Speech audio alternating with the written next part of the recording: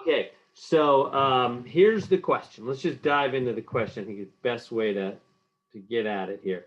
Do the needs of patients in the emergency room differ for those who come by car versus those who come by ambulance? So do you get the question? So they're saying, hey, what do you think? You know, people come into the hospital, the emergency room in particular, two different ways. Some come in by car, right? They drive themselves or somebody drives them to the emergency room, probably, hopefully, usually somebody drives them if they're coming into the emergency room. And some are coming in by ambulance. What do you think? Do you think that you get a different kind of needs? That's the question, right? Do the needs of patients differ? Do you think you get a different kind of set of needs typically for those who come in by car versus those who come in by ambulance to the emergency room? What do you think?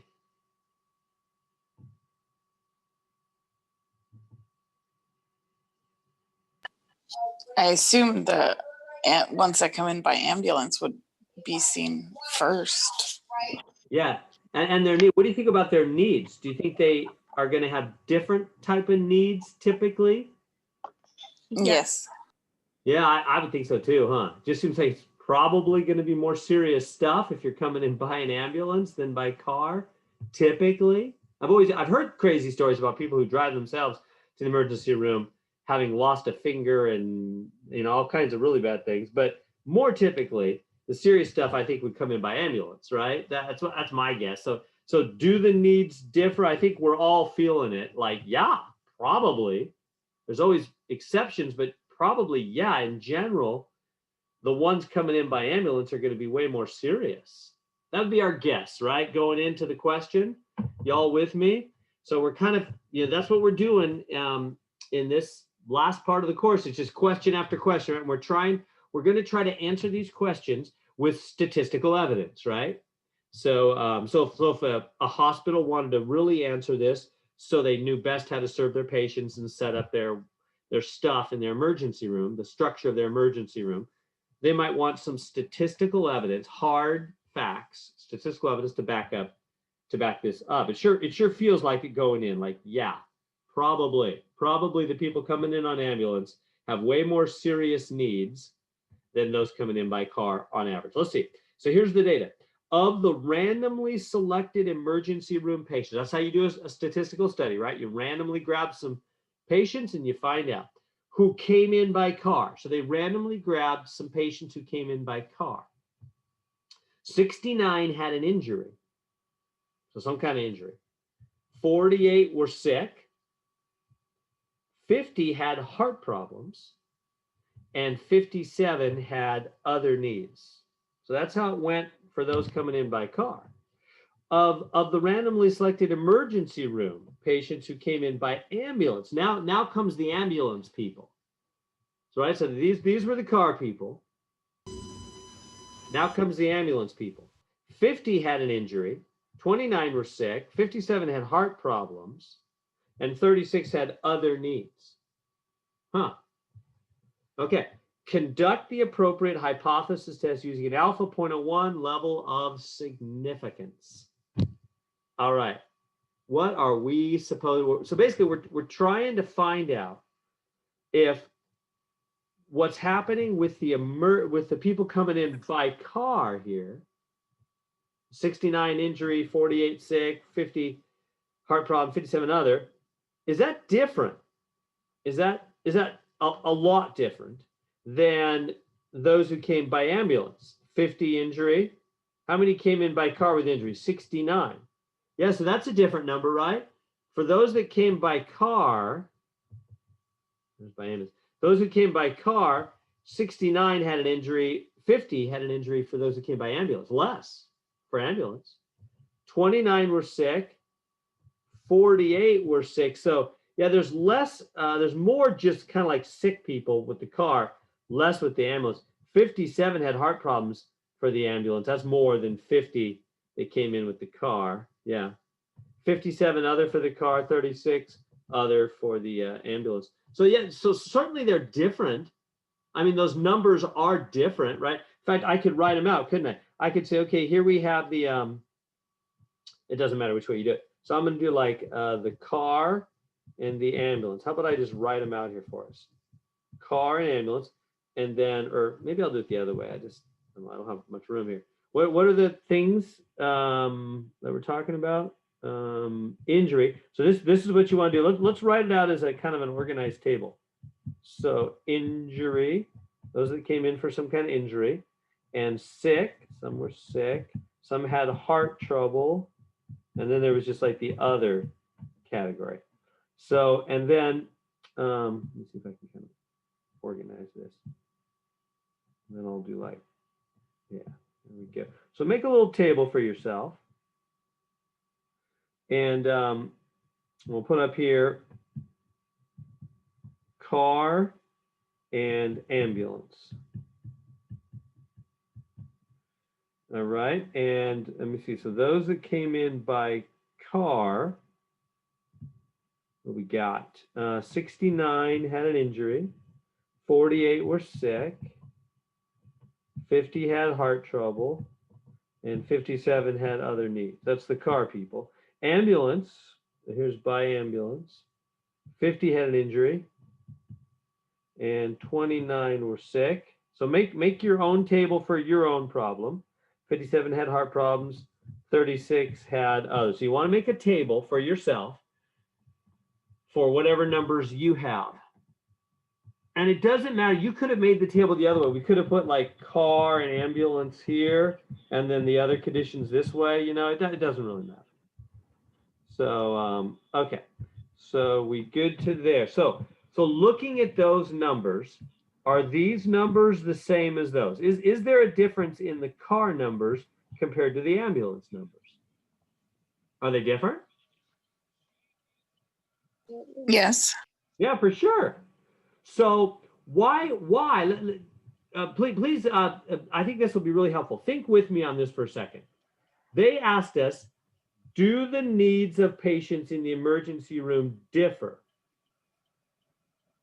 for those who come by car versus those who come by ambulance? By car versus ambulance, do they differ? Right? So what's the answer? Are they different in their random survey they did? Are the needs for those who come by car different than those who came by ambulance?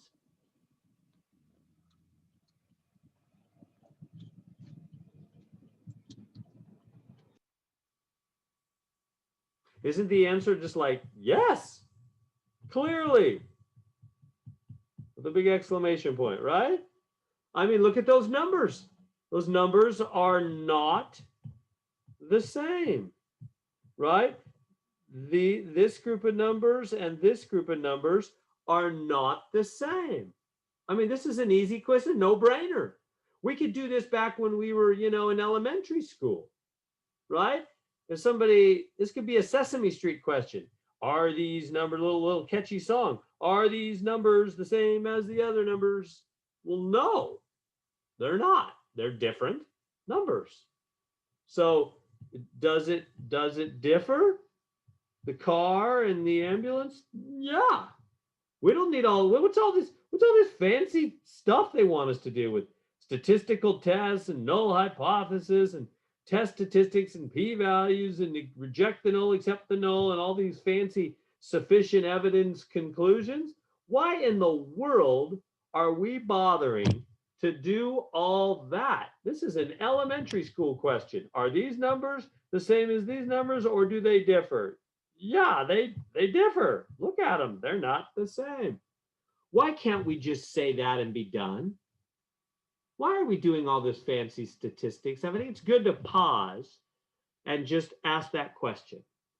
Because I think it's easy in this class to miss the forest for the trees, as they say. You know what I mean? You're out there in the forest, and you're looking at tree after you go, I don't know where the forest is. I just keep seeing a tree and then another tree and then another tree. Where's the forest? And you're like, you're in the forest, right? that's easy to do in statistics because we just crank out one test after another, and we got another new one today. Let's press the pause button for just a minute. Not long. We're about to roll on with the question here. But for just a second, let's pause. Let's press the pause button and say, why are we doing this again? They asked us if they differ, the car and the ambulance. We'll look at the numbers. Do they differ? Yes. Game over. Problem over. Do they differ? Yes. Why isn't that the simple answer? There's more to it than that. Why? Why is there more to it than that? What if somebody asked you that? Who said, hey, you're taking one of those fancy statistics classes. Why are they asking if these things differ? Look at them. Yeah, they differ. Why do you do all your fancy statistics tests? Just look at them. They differ. Anybody know? Would that one stump you? Would you tell your friend to quit bugging you if he or she asked that question? Anybody have a guess? Let me give you a hint. Let me give you a hint.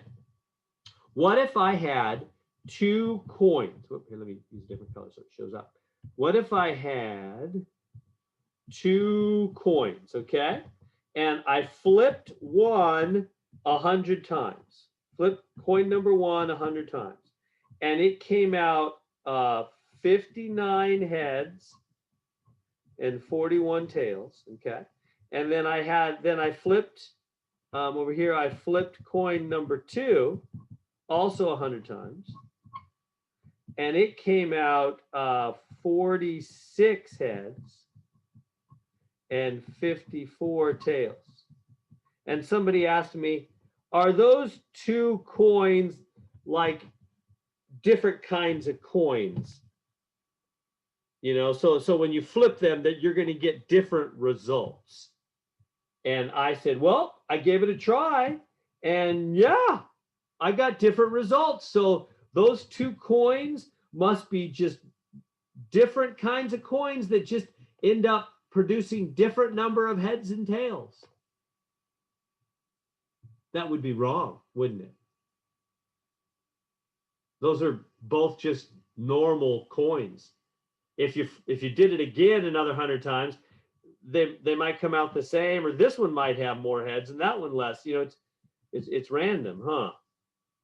Do you see the problem? That's exactly what's happening with this. That's exactly why we do statistics. Do you understand?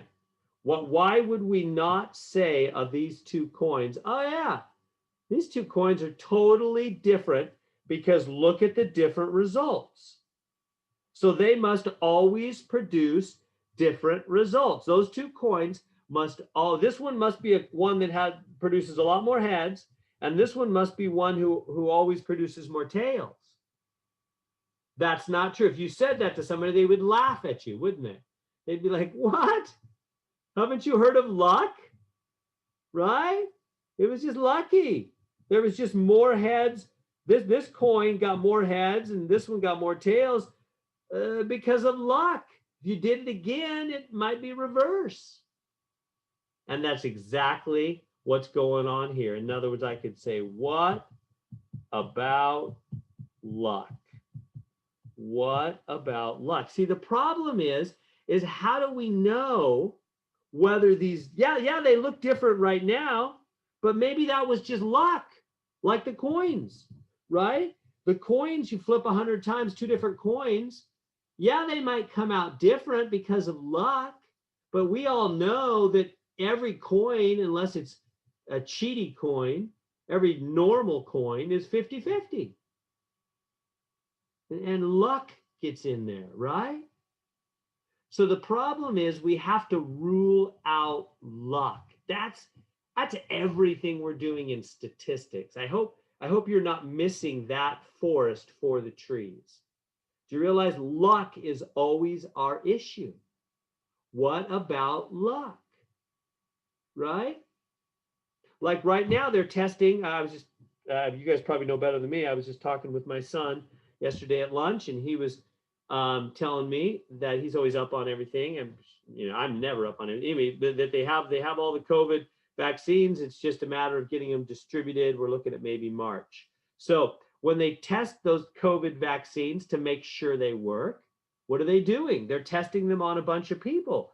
Well, what if all the people get, are resistant to COVID, who they give it to? What if by luck they randomly, accidentally got a bunch of people who were going to be resistant anyway, and they get false results, right? So that's why they have to test a lot of people to make sure that luck isn't getting in there and giving them a false results, just like with these coins, right? Luck got in there and made us think the first coin does more heads all the time and the second one does more tails. No, that was just luck. So the reason we do all this fancy statistic stuff, instead of just looking at these numbers and going, do they differ? Yeah, look at them. Obviously they differ. Well, maybe that was just luck. Maybe really the people that come in by car and by ambulance are about the same typically, and we happen to get more injuries by car and more heart problems by ambulance by just random luck, right? This group we happen to grab and this group we happen to grab, just by luck they came out different. But if we grabbed another group, it wouldn't be so. Maybe this is just luck. So that's the question. We have to rule out luck. And what is it? What calculation tells us the chances of luck? Please tell me you know that. That'll make me so happy. There's one special thing we always do. The what value we always want that tells us the chance of luck. The p-value? Thank you, Natalia. You're making me happy today. Yes, the p-value. Thank you. In all of our hypothesis tests, it's the p-value. That's the probability of luck. Does that make sense? That's why we're always obsessed with p-values in a hypothesis test, because the p-value is the probability of luck. So if the p-value is low, there's a low probability of that there's luck, then we do not think that, well, it was luck. I'm running out of room. We do not think it was luck, right? If the p-value is super low, then we say it couldn't have been luck. The chance of that is only, 1%. No way, right? Are you with me? That's what we do in all hypotheses. I hope by doing more and more hypotheses, the deep idea of a hypothesis test is sinking deeper and deeper in your mind. That's what we're always doing. We're saying, well, maybe these just came out different by luck. Let's do an official hypothesis test. And in the end, we'll get ourselves a p-value. And the p-value is the probability that this happened just by luck, right? Probability of luck. And if that's really low, if the p-value is low, then the null must go, meaning we don't think it was luck because there's a low chance of luck. All right, enough said. Let's dive in. That's why we do all we do. And alpha is the level of significance, right? Meaning they want less than a 1% chance of luck. That's exactly what they're saying. They're saying, hey, when you draw your conclusion, we want evidence less than a 1% chance of luck. That's what the alpha, the p-value and the alpha are the same thing. They're both talking about the chance of luck. And when they say they want it 0.1, they only want you to draw a conclusion if you have less than a 1% chance of luck. I'm sure they did that with the COVID vaccines they're coming out with right now, right? They don't want to be mistaken. They don't want to give it to the whole nation and go, whoops, we thought that was a vaccine that was going to work. Whoops, sorry, millions and maybe billions, I don't know, of dollars to distribute that to the whole nation and everybody taking it. And then the disease, the virus spreading even faster because, they don't want that. I'm sure that the level they tested the COVID vaccine at is even lower than 0.1. They don't even want a 1% chance of luck. They want a, 0.1% chance of luck probably. They chose a very low alpha level, I'm sure. So the alpha level is how much luck you're willing to permit. We want less than a 1% chance of luck. in drawing our conclusion. It's like a court of law. How much evidence to be sure beyond a reasonable doubt? All right, here we go.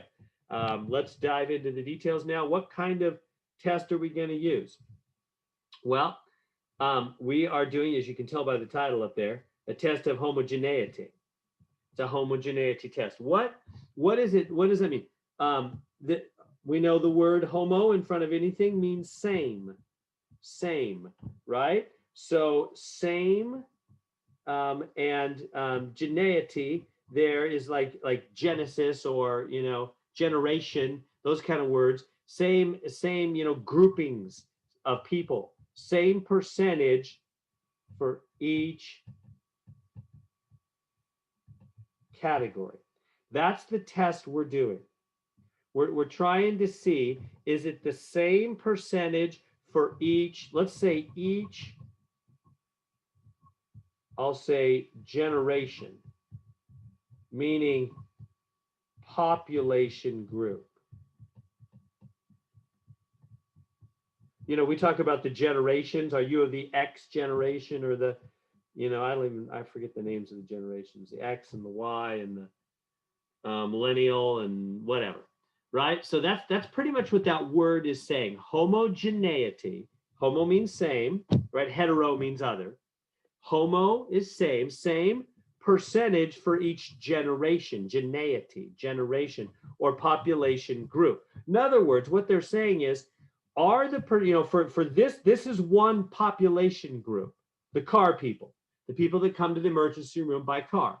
This is another population group. It's another group of people, right? The people that come to the emergency room by ambulance. What they're wondering is, are these percentages going to end up being the same? Even though the numbers came out a little different, could that just be random luck, like flipping the coin and getting a few more heads than tails because of luck? Or are these numbers so wildly different that there's almost no chance of luck? There has to be a real difference. Do you see the issue? That's what we're testing. Is there a difference between the percentages for the car group and the percentages for the ambulance group? Are they really different? Like, in other words, for the car group, I don't know what it is at all, but maybe for the car group, only 10% of the people that come in by car typically are injury, and 80% are heart problems. I don't know. I'm just guessing. And maybe for ambulance, it's really like 29% for injury and only 23% for heart. And I don't know. I'm talking about the real population, like for everybody who ever comes in by car versus ambulance. What's the real percentage overall? Are they really the same, or are they really different? What's the evidence show us? We're basing our conclusions on these sample people. We took a little sample and we're saying, yeah, these came out different, but maybe that was just luck. What's the chance they came out different by luck? Are they close enough? And do we take a small enough sample that it could have just been luck? That's what we're trying to figure out. We want a chance of luck below 1%. Okay, so this is a homogeneity test. We're saying, are these two populations, these two generations, are they the same percentages for the categories, really, or not? Even though they came out different, are they really the same? And this was random luck. All right, so what's the null hypothesis? Well, if you go to the notes, here, let me go to the notes with y'all. So the exam 4 notes has what we need. I'm going to go there. Hopefully you have those printed out. You're going to need those for the exam anyway, right? You're allowed to use that whole packet of notes for the exam. So you might as well print it out now. Have it with you as you get used to using it in the homework. So if you come on down, there it is. So number 8. Oh, I've updated this, by the way. Yeah, so I would encourage you to get a new one. I've updated it a little bit for you. In fact, I'll send out a new one soon. I'll send you an email with the new one pretty soon, maybe after lecture today. So let me bring them on down here for you. There they are. Okay, so on the exam 4 notes, number 8, at least in the updated version, it says test for homogeneity or independence. test for homogeneity or independence. So how do you do it? Well, notice it gives us the HO right here. Row and column variables have the same distribution of percentage, right? Same, homo, or are independent of each other. We're going to do independence in a little bit. Ignore the independent stuff for now. We're just going to say row and column variables have the same distribution, same homo. And this test also works for independence, which we're going to do in the next section. H1, they do not have the same. So it's as simple as that. The row and column variables are the same. They do not have the same. So there it is. Same or not same. So the HO is always same. So let's underline. Which one says the same? Is the same. There it is. Boom. The distribution, those who come in by the car, is the same as those who come in by ambulance. And what's the HO? Not the same. There it is. I'm sorry, the H1. The HO is the same. The H1 is not the same. Those who come in by car, not the same as those who come in by ambulance. It's always that way, which is nice. This makes it nice. It's always that way for a test of homogeneity. The null hypothesis, the assumption, remember, that's like what you assume in a court of law. You assume innocent unless proven guilty by strong evidence, right? And that's why this is always weak evidence. The HO is always weak evidence because it's always what we assume. It's our assumption. So just like in a court of law, you assume they're innocent. And if evidence is weak, you're going to stick with that assumption. But if evidence is strong, meaning if the p-value is really low and there's a low chance it was just luck, but there's really strong evidence like DNA, blood samples and stuff, then you're going to say, no way they're the same. No way. Evidence is strong, H1. We always do that, right? We always write weak evidence for HO, strong evidence for H1. Okay. Mr. Heron, just to clarify, HO is always going to be the same? Yep. Every time Okay. for the homogeneity test. It'll never change. Exactly. You got it. Let me go down here to the notes and highlight that for you. Good job. Yeah. HO is always same. And H1 is always, not the same. Yeah, exactly right. Thank you, Natalia, for that clarification. Mr. Herring, Uh-huh. did you change the notes for chapter 4 or I for did. exam? Yeah, they're updated. I'll send you you guys an email in a minute here with the updated version. Yeah, I'm always kind of improving them. I think they're where I want them now. Yeah, I'll send you an updated version. I just couldn't find that part that you were putting, and I was like confused. You're not crazy, Rosalinda. I changed them. You're right. You're right. Yeah, this is a different version. Yeah, I'll send you guys all an email maybe in a second with the new one. Yep, that's right. This is a new one. All right. Yeah, so HO is always same. H1 is not the same. All right, back we go. So now it's time for the test. Now it's time to run the test. How do we do it? Okay, so this is what I want to show you all. How do we actually do this test? Well, here's the instructions. And you guys have your calculator. We're going to do something new on the calculator, something we haven't done before. So you want to have your TI 83 or 84. Either one will do it just fine. And I'm going to walk you through the steps. I'm going to show you what it says here, and then I'm going to physically do it on the screen for you also. Right here. So here's where the steps start right here on the calculator. You've got to hit second and matrix. That's a new button for us. The matrix button is on the left side. It's above the x to the -1 key. So there's x to the -1, and above it, it says matrix. It's on the left side, right below the math button on the far left. It's 4 buttons down on the far left. So you've got to hit second, and then that matrix, x to the -1 matrix button to get the matrix menu. A matrix menu will pop up on the screen. And then you've got to move over to edit and hit enter. And then you've got to select the size of the matrix, going down first, then across.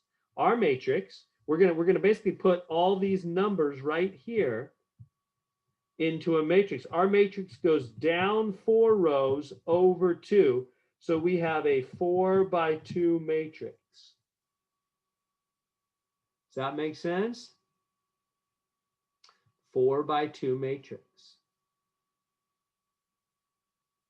So we're going to select 4 by 2, and I'll do all this on the screen in just a second. 4 by 2 matrix, hit enter, then input the matrix, hitting enter after each entry. Put them all in there.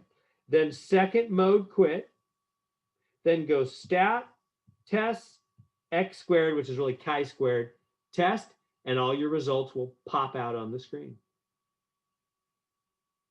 All right, I'm going to walk you through it right now. I think this information is still on the old version. It's just not number 8. And it doesn't say homogeneity. I think it just says independence on the old version. Isn't that true, guys? Can you guys? Yeah, it's the test for independence. Yeah, what number is it? It's still number 8. Oh, it's still number 8. Okay, yeah. Yeah, so go ahead and find the old one, guys. Most of these instructions are the same. I only made a couple small changes. Yeah, so find number 8. It just says, I'm sorry, it's actually number 10. oh, it's number 10. Number 10. Yeah, so find number 10, and it just says independence. It's really both, but it just says independence on the old notes. I'll send you a new copy today, but you have most of these steps, almost all these steps. I just cleaned it up a little bit. It just says independence. It's number 10 on the old notes, and it says almost all this stuff. So you'll have the steps right before you, number 10. Okay, I'm going to do it on the screen now. So that you can all see it exactly laid out on the calculator. All right, go over here and open my calculator. And there it is. Here's my calculator. Okay, so let's go through it.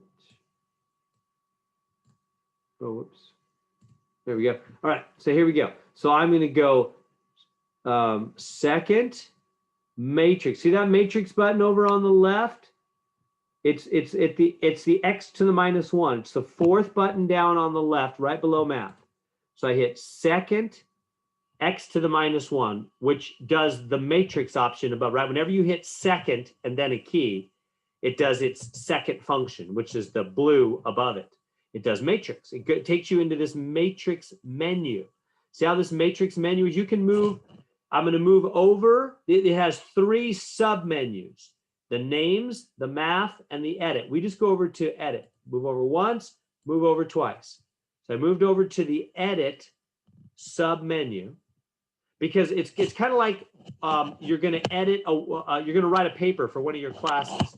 And you go to the editor, right? The word processing editor, and you put in your paper. That's kind of what we're doing with the matrix. We're going to the matrix editor, and we're going to put in our matrix and save it on the calculator, and then come back out and ask the calculator to do a test on it. That's basically that's exactly what we're doing. So we're going to the matrix editor, going to put in the matrix.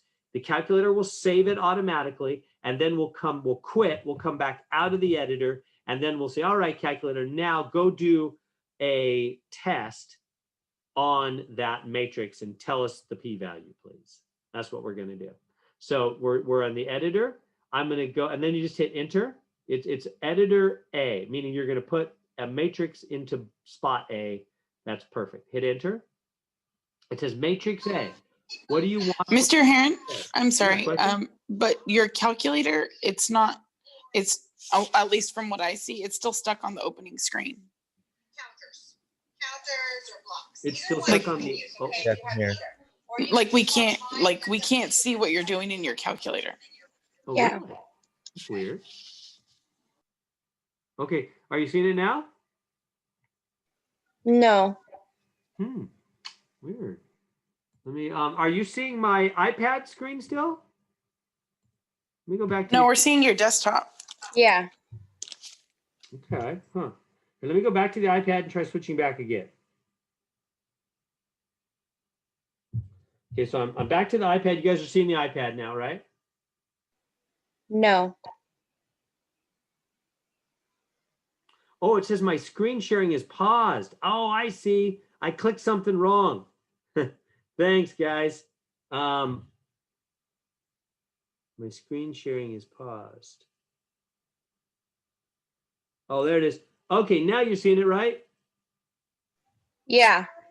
Thank you. Okay, let me go back to the board. Thank you, guys. I accidentally, there's too much tech here for me. Now you're seeing it, right? Yes. Perfect. All right, good, good. Thanks. Sorry about that. Too much tech for you. Here, let me go back to the beginning. All right, so first thing you can, so back to the beginning here. First thing you click is you go down to second matrix.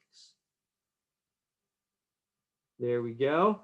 And now you're seeing the matrix menu. I hit second x to the -1, which has the matrix function above it. So whenever you hit second and a button, it does the second function of that button, which is the blue words above the button. So above the x to the -1 is the word matrix. So I did second x to the -1, which does matrix. Takes me into the matrix menu.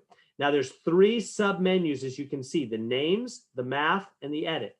I'm going to move over to the edit sub menu, which means I'm going to edit a matrix. I'm going to put in a matrix, like editing a word processing document. I'm going to edit a matrix. So I'm going to put it in. It's on edit A right now. I'm going to hit enter. And it says, okay, matrix A. And right now it has 1 by 1. So remember, our matrix is a 4 by 2, right? It goes down 4, sideways 2. So whenever you do matrices, it's always down first, then across. It says that on your notes, I believe. It does. Down first, then across.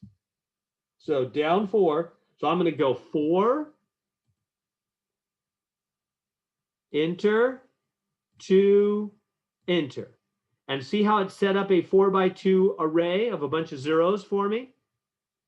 I did 4, enter, 2, enter. And I'm telling the calculator, hey, calculator, I'm gonna set up a 4 by 2 array right now.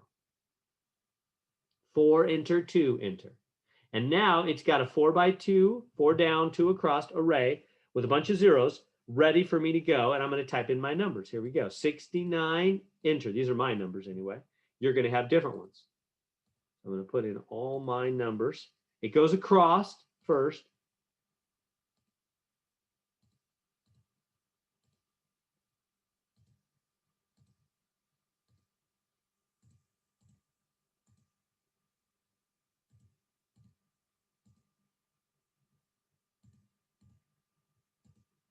All right, I've got them all in there.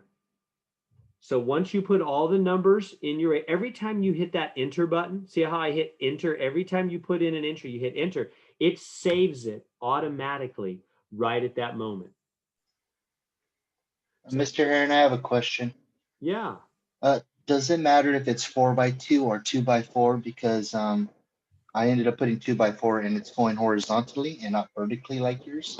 Yeah, just back up, just quit, just hit second. I can change it, but I was just wondering if it mattered or not. It actually doesn't. It's a good question, Juan. If you whatever you wrote on your paper, just make your matrix and the calculator the same. So if you originally on paper set up the whole matrix sideways, like 2 down and 4 across, that's fine, and it'll work just fine. But I would be careful if you wrote it one way on your paper. I'd put it the same way into your calculator, just so you don't accidentally switch around some of the numbers. But yeah, it can go either way. It'll work fine either way on that. Okay, thank you. All right, so we good there? So every time I hit enter, it saves the matrix. So every time I put one of these numbers in there, I hit enter and it saved. It kept saving the matrix. So right now it's got it saved. I could turn the calculator off. And if I turned it back on, it's got the matrix saved, because your calculator has batteries. So the battery backup saves everything. So it's got the matrix saved. So now I'm going to go second, quit, because I'm quit the matrix. It's got it saved because I hit enter after every entry. It's got the matrix saved. Now looking at the exam 4 notes, what am I going to do next? Well, it tells me to do the test now. I'm going to hit stat, go over to tests, and I'm going to go way down. It's the chi-squared test. Looks like an X. There it is. It's C, at least on my calculator, probably on yours too. it's C, the X squared, which is really a Greek letter chi squared test. That's what we want. Now I'm going to hit enter. And it's saying chi-squared test, observed and expected. Those are already correct. You don't have to mess with those at all. It's got observed matrix A, expected matrix B. So meaning it's got the observed values, what we saw with the ambulance and the cars in matrix A. It's automatically doing stuff in matrix B. Don't worry about it. Don't worry about it at all. Just go on down, go to calculate, and just hit calculate. Enter. There it is. There's our chi-square number and our p-value. There's the golden p-value that we always are interested in. But you need both of them. I'm going to write them both down. The chi-squared is going to be what's called our test statistic. They're going to ask us for that. We're not going to really do anything with it. Can you go back really quick? I didn't get that last part before you pressed enter. Let's see. Yeah. Let me see. So I hit stat and go over to tests. And I go on down, way down to the chi-square C, to option C, the chi-squared test. And I hit enter. And then really we don't have to change any of these. You can just, it'll automatically be A and B for you, and that's perfect. That's just what we want. Just go on down to calculate and then just hit enter right there. Okay. There we go. There's our numbers. Is that good? Questions on using the calculator? Let's go back and answer the questions then if you're good with the calculator stuff.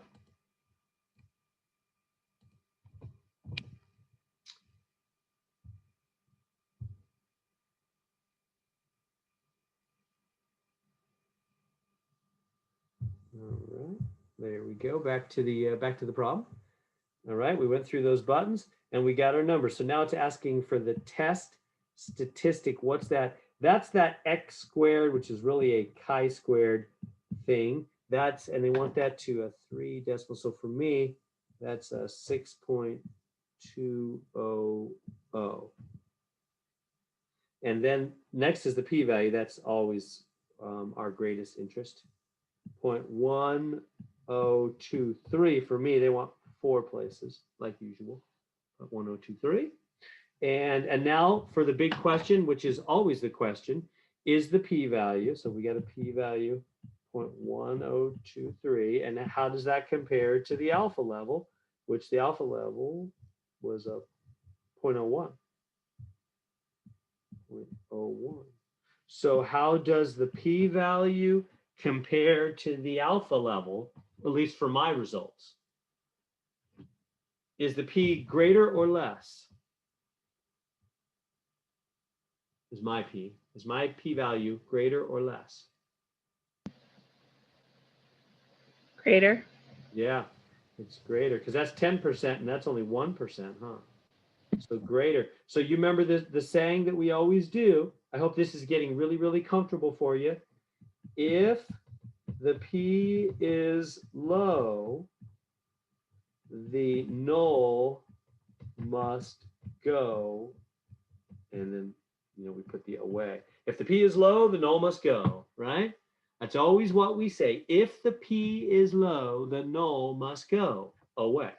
So now is my p low? Is my p-value low?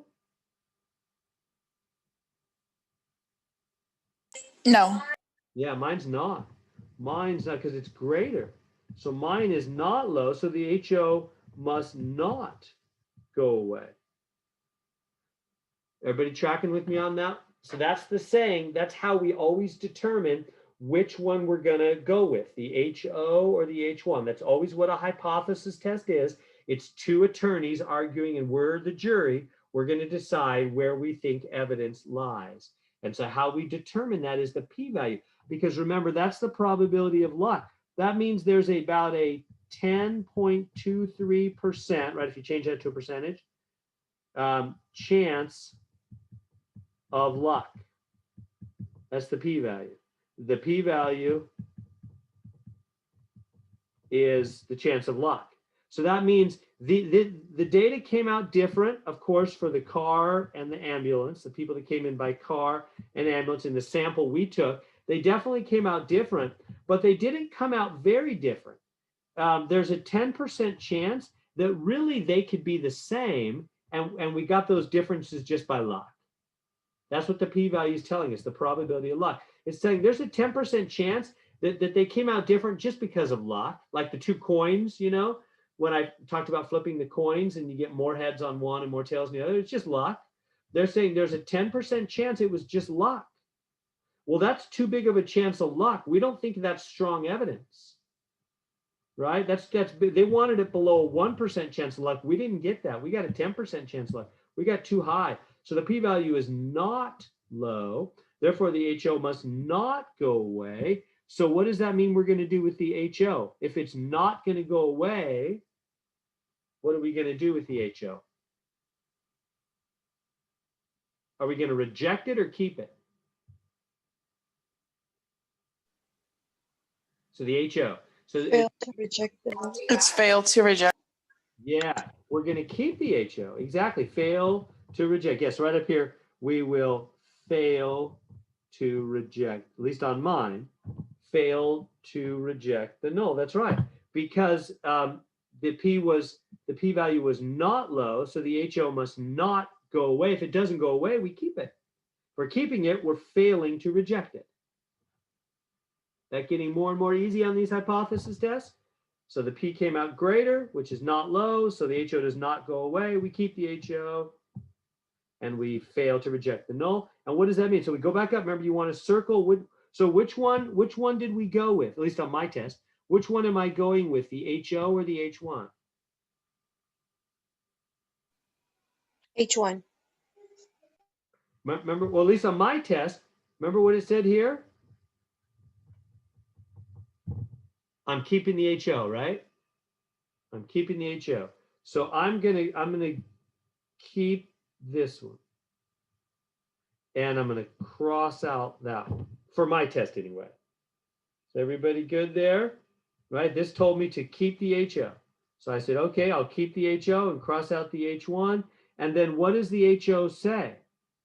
The distribution in the emergency room for patients who come by car is the same as for patients who come by ambulance. And there's what? Weak evidence. Right? Because that was the assumption. You always assume the HO is true unless strong evidence tells you otherwise, like assuming innocence in a court of law. So we're declaring the accused innocent. We're saying, no, there's just not enough evidence. We're going to stick with the fact that these are the same because there's just not enough evidence to really believe they're different. Even though these numbers seem to come out different, and they might be different, there's just not enough strong evidence. There's a 10% chance that happened just by luck. So that's too big of a chance. So we're going to stick with our original assumption that they're the same. So coming on down here, we'll do that. And what is it? So is it sufficient or insufficient evidence? On mine anyway. Insufficient. Yeah, weak, huh? Insufficient, exactly. So we cross out these sufficient ones. That can't be right. So it's got to be one of the insufficient, not enough, too weak, right? Insufficient means weak. Insufficient means not enough. Not enough, weak. There's not enough evidence. There's too big a chance it could have just been luck, 10%. So which one is it then? This is where it's a little tricky. You got to read it kind of carefully. It's easy to get turned around with all these words. There is insufficient, not enough evidence to conclude that the means of transportation to the emergency room and emergency room needs are dependent. What? No, we're not talking about dependent. There is insufficient evidence to conclude that the distribution of emergency room needs for patients who come by car is not the same who come by ambulance. Now that might trip you up because you might say, wait a minute, miss, wait, not the same? Yeah, that's actually our answer. Now you might say, wait. Whoop, I just did the wrong one. I just did the wrong one, didn't I? This one. Sorry. There we go. Not the same. Now you might say, wait a minute, sir, you told us up here. Let me just tell you what I've heard over the years, a good question from students. They've said, Mr. Heron, you told us up here that it says is the same. So I want to let you know so you don't get fooled by this on the test. I really don't want to fool you on the test. Is the same, right? Because you said that's our conclusion, is the same. We went with the null. The null says the car and the ambulance people are the same. You know, even though they came out a little different, we're saying that was just luck. And so we think they're really the same. We're sticking with the original assumption that they're really the same. So why are you saying not the same down here? Well, it's because it says not the same. So it means is the same. Do you see? It's tricky. See how there's a double not there? You see that? Do you see what it says? It says there is not enough evidence. There's not enough evidence to conclude that they're not the same. There's not enough evidence, There's insufficient evidence to conclude. Oh, wait, am I still on the wrong one? I'm sorry, guys. I don't know what my problem is today. I'm just on the wrong one all the time here. This is out. Here's the one. There's the one. It's this one, isn't it? Weak. There it is. Still the same words, though. All that I was saying is true. I was just circling the wrong one. So there it is. So yeah, it's saying not, right? There's insufficient evidence. There's not enough evidence to conclude that they're not the same. We can't conclude they're not the same. So we conclude they are the same. That's the right answer. There we go.